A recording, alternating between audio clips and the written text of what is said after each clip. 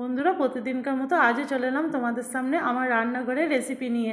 তা আজকে কি রান্না করব বলো তো? দেখো, তোমাদের দাদা ভাই আজকে মাছের ডিম এনেছে, তাই মাছের ডিমের বড়া করে তরকারি করব। তাই দেখো, মাছের ডিমের মধ্যে বেসন, পেঁয়াজ কুচি, লঙ্কা গুঁড়ো, হলুদ গুঁড়ো, লবণ যা যা লাগে দিয়ে দিয়েছি। দিয়ে এটা ভালো করে ফেটে নিয়ে দেখো বড়া ভাজছি। তা তোমরা কে কে খেতে ভালোবাসো অবশ্যই আমাকে কমেন্টে বলো।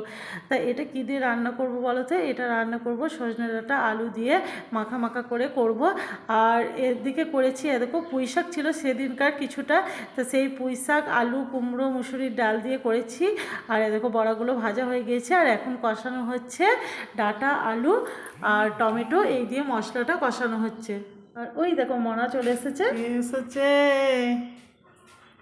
পরীক্ষা দিয়ে কে এসেছে? কই দেখি দেখি কে এসেছে পরীক্ষা দিয়ে। ওরে বাবা রে, মনা চলে এসেছে তো। হয়েছে পরীক্ষা? ভালো হয়েছে? সব করেছ? কী করেছো দেখাই যাক। আরও একবার তোমাদেরকে রেসিপিটা দেখিয়ে দিচ্ছে। তো সাথে আছে কাগজি লেবু।